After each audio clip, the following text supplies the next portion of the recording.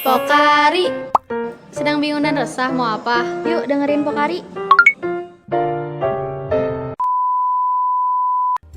Assalamualaikum warahmatullahi wabarakatuh. Hai semuanya teman-teman, balik lagi di Pokari episode 4.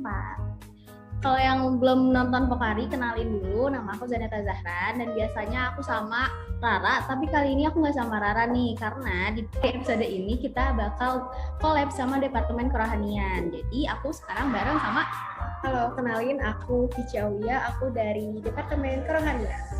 Nah kita juga sekarang nggak cuma berdua, karena kita bakal ngebahas tentang self-acceptance ya. Ya, bersama dengan narasumber yaitu Teh Ayu Tuti Utami. Untuk Teh Ayu Tuti Utami mungkin boleh perkenalan diri terlebih dahulu. Silahkan Teh.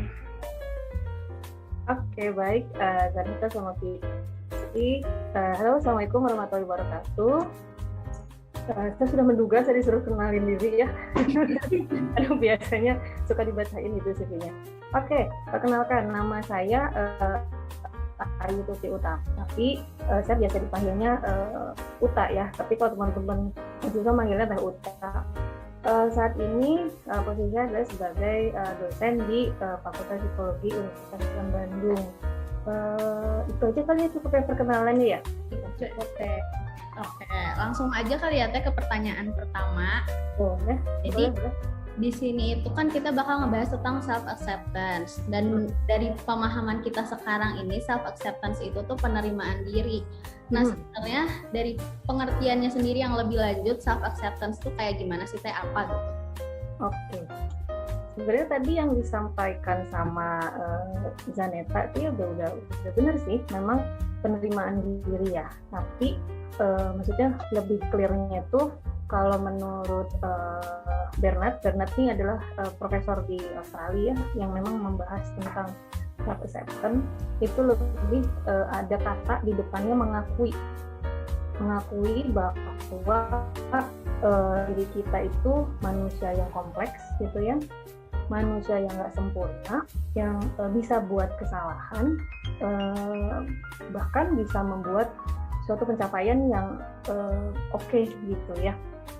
Jadi lebih ke arah self acceptance itu menerima diri kita secara full, kelebihan dan kekurangan dari diri kita sendiri. Jadi tidak hanya berhenti di menerima, tapi ada embel-embel di belakang, menerima segala kelebihan dan kekurangan. Itu sebenarnya.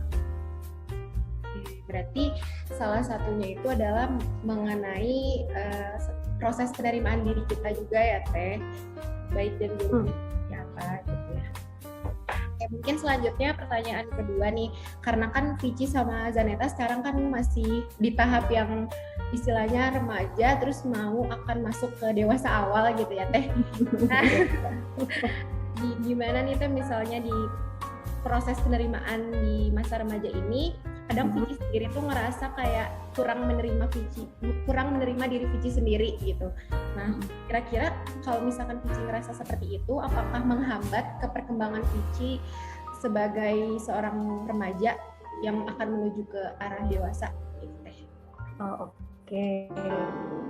Benar Vici merasa masih belum yakin sama diri sendiri. Ya, merasa kurang yakin sama diri sendiri, kurang pede gitu, Ya, kurang bisa menerima.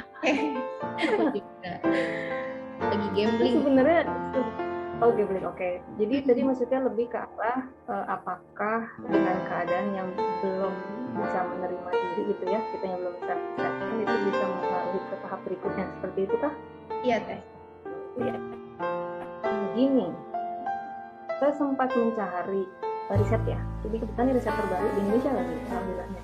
Tapi memang levelnya masih level SMA. SMA itu kan masih masuk di remaja ya. Hasil riset di 2021 itu 45% anak SMA di seluruh Indonesia itu self acceptance-nya rendah. Ya, jadi sisanya itu di kategori tinggi dan sedang. Jadi ketika Vivi bilang nggak apa-apa gitu ya, aku belum yakin ya sebenarnya antara nggak apa-apa dan apa-apa gitu ya. Tapi dari hasil riset sendiri agak kaget juga loh, ternyata remaja di Indonesia juga jantung posisinya kayak fisik gitu.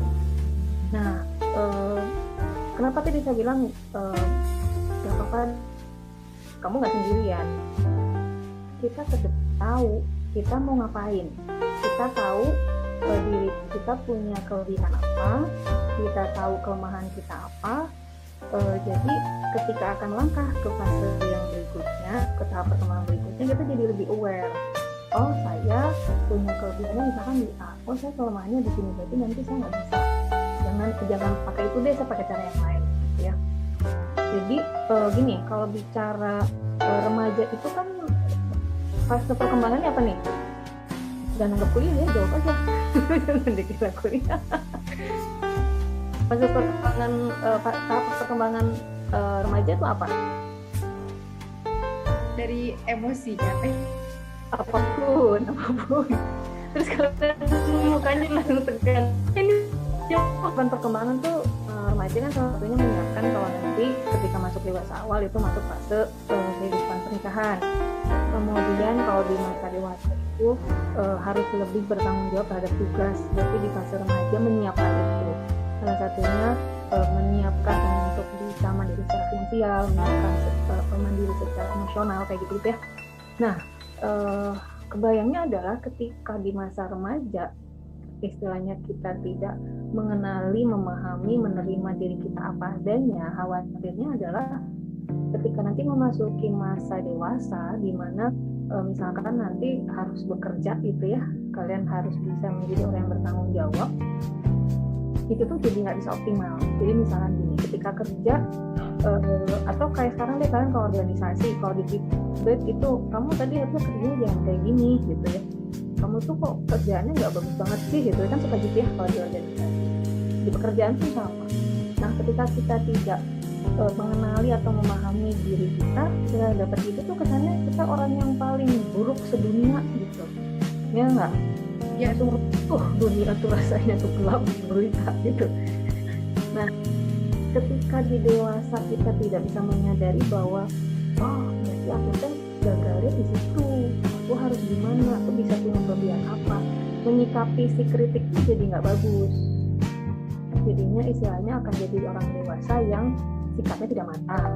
Tapi kalau misalkan kitanya self-acceptance dari remaja udah di prosesnya udah dibagusin, itu udah self-acceptance dari remaja, ketika mendapat kritik itu bisa lebih apa yang kedua, misal ketika di remaja gitu ya, kita self-acceptance-nya kita belum self-acceptance atau belum berproses self-acceptance, efeknya apa di dewasa? Misalkan kalau dalam tadi kehidupan kerja, misalkan nanti pas kalian harus menikah gitu kan ketika menghadapi pernikahan tuh banyak ya problem dan sebagainya, dua orang yang jadi satu itu kan nggak mudah gitu, jadi perlu kematangan emosional, perlu tahu saya teh kalau marah tuh gimana, pasangan saya gimana, tapi kan harus tahu dulu saya gimana nih orang. Nah, ketika di remaja itu tidak coba untuk dipahami siapa diri kita, khawatirnya ketika masuk ke fase berikutnya atau fase pernikahan itu adalah menjalani pernikahannya itu nggak akan smooth kayak gitu. Itu paling gitu. Jadi bisa menghambat juga ya ke fase perkembangan berikutnya. Iya, betul. Nah, terus teh lanjut nih ke ketiga. Gimana sih pentingnya rasa bersyukur di dalam konsep diri gitu? Oke. Konsepnya beda lagi sama self-acceptance ya. Jadi ngomongin bersyukur, tapi nanti ada kaitannya sih. Bersyukur itu kalau ditarik ke variabel psikologi itu namanya gratitude ya. Jadi bersyukur ke konsep diri. Bersyukur dulu deh kita ke gratitude. Gratitude itu kalau menurut Seligman itu reaksi emosi positif gitu ya terhadap kebahagiaan, kemudian rasa terima kasih terhadap kebaikan yang diterima.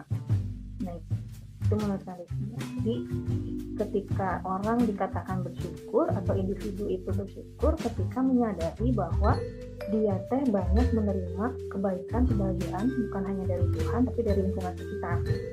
Nah, ketika dia menyadari bahwa banyak kebaikan, terdorong untuk membalas, ya, membalas kebaikan tersebut secara dengan perasaan, perbuatan atau perkataan.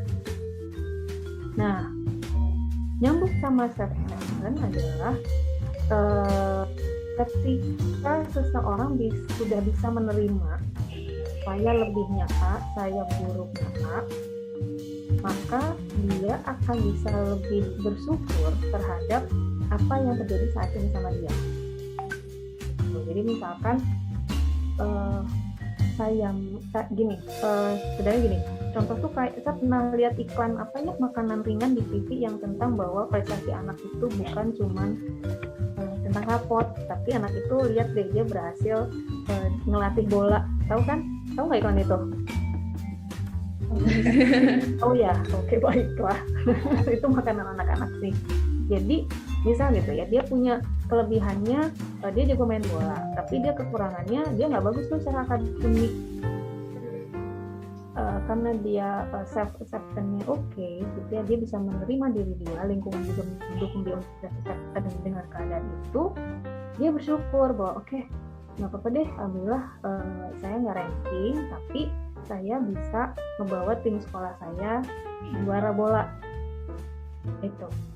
Nah, ketika dia bersyukur, akhirnya dia memunculkan perilaku yang tetap pede, tetap yakin, dia menggambarkan diri orang yang mampu untuk melakukan sesuatu. Apalagi pas sedang melatih bola itu kelihatan pede banget. Nah, imbasnya apa? Imbasnya adalah dia bisa memandang diri dia adalah diri yang positif, kan larinya ke konsep diri. Jadi kalau mau disambungin ya gitu. Oke, mungkin kalau yang Vici tangkap, mungkin kalau dengan kita bersyukur, kita jadi bisa lebih percaya diri lagi terhadap apa yang nantinya bakal kita lakuin. Nah, tapi kan itu banyak faktor juga ya Teh, kenapa banyak remaja dan termasuk Vici juga kenapa nggak ngerasa kurang bersyukur atau tidak menerima diri itu karena tidak percaya diri karena melihat orang lain gitu Teh. Jadi kayak pandangnya tuh orang lain merasa kurang kalau ketika Vici ngelihat orang lain gitu. Kira-kira faktor apa aja sih Teh yang mungkin jadi penyebab seseorang itu kurang menerima dirinya sendiri gitu Teh, selain tadi Vici yang ngelihat orang lain gitu. Oke, faktor apa yang membuat orang kurang bisa menerima diri sendiri ya? Satu, biasanya memang dia belum kenal, dia nggak ada usaha kenal sama diri dia, gitu ya. Jadi dalam segala waktu hidupnya tuh dia nggak pernah evaluasi bahwa ketika saya melakukan ini saya melakukan keberhasilan atau kekurangan. Kalau keberhasilan berarti saya mampu apa? Kalau saya kurang, oh berarti itu lemahnya saya. Itu. Kedua, faktor yang mempengaruhi self-acceptance itu adalah lingkungan, ya. Lingkungan ini bisa keluarga yang terdekat dan masyarakat ya besarnya. Keluarga itu berarti dikaitkan sama pola asuh. Tadi contoh yang saya bilang, anaknya secara akademik nggak bagus, tapi dia bagus ngelatih bola. Nah, kalau pola asuhnya melihat sangat akademisitas, pasti dia tidak dihargai. Misalkan, ketika bagi rapot, kamu nggak ranking sih, nilai kamu jelek semua. Ada yang seperti itu. Tapi kalau pola asuhnya bagus, melihat anak itu ya diri dia sesungguhnya, ketika nilainya jelek ya it's okay gitu. Tapi orang itu bilang, udah oke, kamu mungkin akan bangga karena kamu sudah jadi pelatih bola kamu, sekolah kamu gitu. Itu keluarga. Kemudian yang kedua masyarakat juga hampir mirip ya, kayak di lingkungan tuh kayak gini misalkan. Kayak tadi balik lagi, kita punya kelebihannya main bola, kekurangan misalnya di akademik. Nah, lingkungan itu mensupport kita nggak untuk si kelebihan kitanya itu? Kebanyakan di Indonesia tuh enggak, bukan enggak ya, masih banyak lingkungan yang lingkungan itu memberikan kesempatan nggak untuk diri kita sebagai manusia tuh untuk bisa memunculkan gitu kelebihannya apa. Kadang kan enggak gitu ya. Kemudian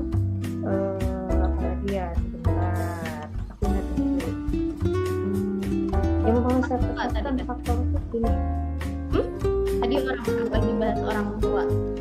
orang tua ya. Oke. Yang keluarga belum ya? Iya. Lingkungan masyarakat ke ini ya karena baik tadi ya. Iya. Ya, kalau lingkungan masyarakat itu lebih ke arah gimana sikap anggota masyarakat itu atau lingkungan itu sendiri bisa mensupport apa yang menjadi kelebihan kita. Jadi kadang ada lingkungan yang melihat bahwa orang ternyata yang banyak uang, kita kayak gitu ya. Kalau kita seringnya kayak gitu. Tapi kalau misalkan dianya cuma jagonya apa itu dipandang sebelah mata kayak gitu. Nah itu juga mempengaruhi orang supaya bisa self-esteem. Kemudian faktor berikutnya nggak ada gangguan emosional yang berat. Karena ketika orang mengalami gangguan emosional yang berat, dia nggak akan melakukan resiko sulit. Jadi misalkan kalau dia punya gangguan emosional yang berat, misalkan orang lagi depresi. Orang lagi depresi itu nggak mungkin sulit untuk melihat kelebihan. Dia pasti akan cenderung menilai diri dia itu buruk, lemah, gitu ya. Sehingga responnya pasti akan sangat negatif. Oke. Lalu kemudian apa lagi ya? Itu tadi contohnya yang Kiki ketika bilang ngelihatnya ke orang lain gini ya aku nggak gitu ya kayak gitu. Jadi ngelihat orang yang salah gitu kadang orang yang niatnya tuh rumput tetangga lebih hijau itu dibandingkan padahal di balik hijau tuh banyak hilir sebenarnya banyak apa sih ulet gitu. Jadi kadang kita melihat orang yang salah. Jadi jangan itu yang bisa mempengaruhi kita bisa memandang diri kita baik atau buruk. Dan yang mempengaruhi lagi adalah kemauan diri kita untuk mau berkembang gitu. Jadi kalau misalkan mungkin ini sama kayak memahami diri sendiri. Jadi ketika kita sudah tahu kelebihan apa, kelemahan apa, nah kalau mau berkembang kan dia pasti akan berjuang nih kelemahannya mau digimanain supaya. Jadi bisa disimpulin kalau dari dirinya kita sendiri mau nerima diri kita juga susah ya Teh ya. Iya. Lebih ke self love mungkin ya Teh. Iya, harus self love. Gini. Self acceptance sama self love tuh rangkaian. Jadi rangkaian itu maksudnya gini, orang mungkin akan lebih paham self love ya dibandingkan self acceptance. Tapi ini sebenarnya satu rangkaian. Jadi kalau self acceptance itu kan kita dengan sadar mengakui kelebihan dan kekurangan kita. Ya. Nah, ketika sadar, kalau self love itu lebih bagaimana kita merawat diri kita. Gitu. Jadi kalau kita sudah sadar kelebihannya apa, kekurangannya kita, ya kita merawat bahwa oke, saya tuh kemampuannya A. Jadi saya nggak mau maksain nyampe yang B. Atau saya mah nggak bisa di situ, jadi ngapain saya maksain? Atau kalau saya mau di situ, ya saya prepare-nya lebih besar. Nah, self itu lebih gitu. Jadi ketika dia sadar kelebihan kekurangan, melakukan kelebihan dia bisa apresiasi diri dia, gitu kan ya, menghindari hal-hal yang sakit buat dia, gitu. Kalau self gitu. Jadi beriringan kalau menurut saya, satu jalur. Gitu. Oke. Lanjut nih Teh ke pertanyaan kelima. Kayak cara penerimaan diri itu kayak gimana sih, kayak solusi biar kita bisa nerima diri. Ada kayak tips and triknya gitu ya, gimana biar kita bisa nerima dirinya tuh bener-bener gitu. Jadi cara supaya kita bisa terima diri kita ya. Satu, nyambung lagi, harus mau kenal sama diri kita ya. Atau makan tak sayang nih gitu ya. Biasanya kita kenal orang gitu ya, oh si ini mah A, si ini mah B, lebih gampang gitu kan. Padahal sebenarnya kenal dulu diri kita gitu ya.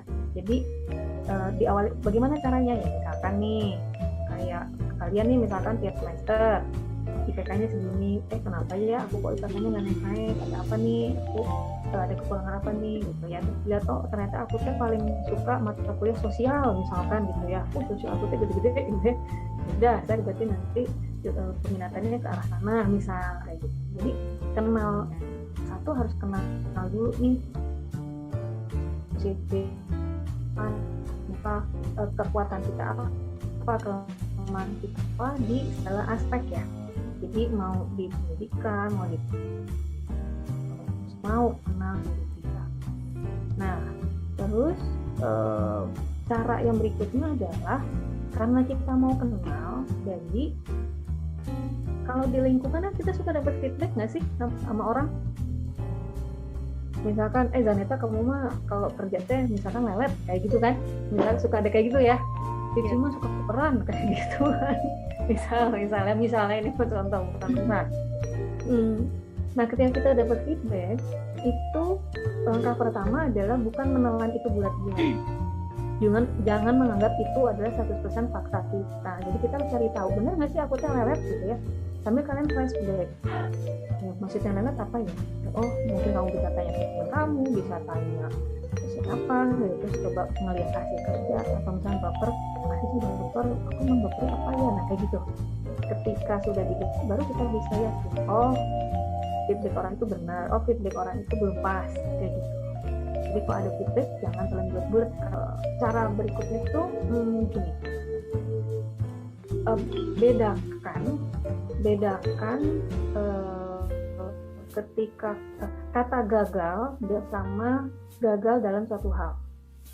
Jadi gini, biasanya tuh yang sering kejadian tuh ya kayak tadi tuh, misalkan saya IPK-nya di bawah 3 misalkan ya, teman-teman saya semua di atas 3. Nah, itu tuh bukan gagal, tapi bisa jadi situasinya gagal dalam tugas akademik, bukan gagal secara kehidupan. Jadi kebanyakan orang itu, atau mungkin anak-anak sekarang gitu ya, kebanyakan kita ketika proses menuju dewasa tuh selalu berpikir bahwa kalau saya nggak bisa di sini ya itu whole life saya gagal, runtuh semuanya gitu. Bukan, tapi itu adalah suatu gagal dalam suatu situasi, bukan kamu gagal secara individu. Itu mungkin prinsip itu. Jadi misalnya kalau kalian berhasil sesuatu, oke, self reward, Puci, misalnya Puci nih, Puci kamu keren deh, udah berhasil menjadi ini, ya. Kayak gitu misalkan. Atau Zaneta berhasil, misalkan nanti podcastnya jadi di download sama banyak orang, misalkan gitu ya. Keren Puci, kamu bisa nyampe segini, meskipun tadi misalkan kurang pas nih, misalnya bawainnya. Ada kata tapinya nggak apa-apa, tapi diawali dengan self reward dulu. Nah ini yang kadang orang tuh enggak, akhirnya tadi nyambung, ketika gagal ya gagal seluruh hidupnya dia.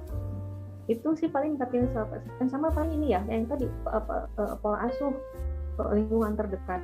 Mungkin sekarang kita nggak bisa nih, udah segede gini mau self acceptance, nyalahin dulu sih orang tua aku begitu ke aku, nggak bisa, kita nggak bisa. Masa ada saya mau self acceptance, mama papa atuh ya ke saya teh kasih kekuatan positif, nggak bisa gitu. Paling itu jadi kayak menyadarkan kita, misalkan kalau kita punya adik gitu ya, atau saudara, oh ini ada yang salah sama keluarga saya jadi gini, adik saya jadi gini, kalian yang berperan. Atau nanti supaya nanti misal lebih lanjut lagi, kalau misalkan berkeluarga, oh berarti supaya nanti saya self acceptance harus seperti apa? Karena salah satu cara meningkatkan self acceptance adalah peran serta orang tua, keluarga dekat, kayak gitu. Oke, mungkin yang Puci tangkap juga peran lingkungan sekitar sangat berperan dalam membentuk diri sendiri, mungkin dibanding terutama dengan pembentukan diri selain dari diri sendirinya itu tersendiri. Ya. Oke, mungkin ini pertanyaan yang terakhir ya Teh untuk podcast kali ini. Teteh bisa memberikan motivasi apa gitu ke teman-teman semua yang ngedengerin gitu ya Teh, motivasi, kata-kata motivasi untuk meningkatkan motivasi untuk teman-teman yang sekarang mungkin lagi ngerasa kurang menerima dirinya sendiri gitu Teh, seperti apa? Ketua bijak banyak. Oke. Apa ya? Ada beberapa quote yang ada di pikiran saya. Nah ini ya, kita ambil dulu nih dari yang tokoh lumayan tokoh bukan tokoh serius ya. Ini Eleanor Roosevelt ini adiknya Theodore Roosevelt. Tahu nggak kalian? Coba. Ini istri Presiden Amerika di tahun 30-an lah. Kita belum lahir ya, jelas. Iya. Ini kata-katanya bagus kalau menurut saya, karena bilang gini, friendship with oneself is all important because without it one cannot be friend with anyone else in the world. Jelas ya? Sohiban mah sama diri dulu, itu yang terpenting. Bersahabat dulu sama diri sendiri, baru nanti kamu bisa bersahabat sama orang lain. Nyambung kan ya? Jadi kalau bersahabat sama diri sendiri kan pasti harus tahu kelebihan dan kekurangan gitu. Itu ya, jadi jangan mengejar bestie-nya banyak, tapi balik ke diri sendiri nggak bestie. Aduh, itu tuh efeknya ke bawah-bawah, jadinya ya susah self-acceptance. Gitu. Kemudian yang kedua ini nggak sengaja nemu. Kita lagi dengerin Kunto Aji, lagu sulung, ntar kalian coba aja deh cari ya. Liriknya dia cukup sederhana dari awal sampai akhir, hanya ini aja. Cukupkanlah ikatanmu, relakan yang tak seharusnya untukmu, yang sebaiknya kau jaga adalah dirimu sendiri. Bagus tadi. Balik lagi ya, kamu ngapain ngoyo gitu? Kalau emang nggak buat kamu mah ya udah. Yang penting mah lihat lagi, balik lagi diri kamu sendiri teh memang perlu itu enggak? Itu diri kamu bukan. Jadi balik lagi ya dong gitu. Ya. Oke, nah ini buat lagi satu, ini mas saya. Boleh. Adalah kamu, bukan dia. Ya, lihatlah diri kamu lebih dekat sebelum kamu lihat orang lain. Karena kalau kamu kenal dulu sama diri kamu akan lebih kuat kok untuk nginjekin kaki di dunia yang seluas-luas ini. Jadi intinya kenal dulu sama diri, ya. Jangan terlalu lihat orang lain. Bukan jangan terlalu kenal sama orang lain ya, maksudnya sama orang boleh kenal, tapi tidak jadi itu yang harus jadi patokan buat saya jadi dia gitu. Jadi kebahagiaan diri kita sendiri itu ada di kita ya Teh ya. Betul. Mau bahagia tuh ya diri kita dulu, baru kita bisa ngebahagiain orang lain. Tuh kuat lah gitu. Keren. Iya, bagus Teh. Mungkin Ini deh, ada lagi loh. Ini kebetulan tema kalian tuh hampir nyambung sama salah satu radio di Bandung ya. Si radionya radio di Bandung ya. Dia bilangnya gini. Bentar, saya ingat dulu. Oke, kamu jangan insecure, lebih baik kamu bersyukur. Itu. Ya, betul Teh. Oke, jadi kita banyak dapat pengetahuan juga ya, Cici, tentang pengetahuan self acceptance gitu. Jadi tadi juga udah disebutin faktor-faktornya itu ada dari lingkungan, dari keluarga, terus gimana sih keluarga juga support kita tuh, itu jadi termasuk juga. Dan kita nggak bisa nerima diri kita sendiri kalau diri kita sendirinya juga nggak mau ya. Jadi kita harus nerima diri kita sendiri dulu, dan kita mau untuk nerima diri kita sendirinya itu. yang paling penting adalah bahagia dulu, mungkin ya, bahagia diri sendiri dulu Teh. Iya. Bahagia itu adalah kita nerima diri kita dulu, baru kita bisa bahagia diri kita itu. Iya. Banyak banget pengetahuannya ya Vicky. Mungkin segitu aja karena kita juga udah dapat banyak ilmu dari topik ini. Makasih untuk Teh Uta karena udah membagi ilmu dan meluangkan waktunya. Dicukupkan aja. Semoga kita bisa bertemu lagi di lain Kesempatan mungkin di perkuliahan. Karena aku lagi sama Teteh di kelas. Aku udah pernah komprimas kemarin. Langsung sekarang nggak ya? Ya.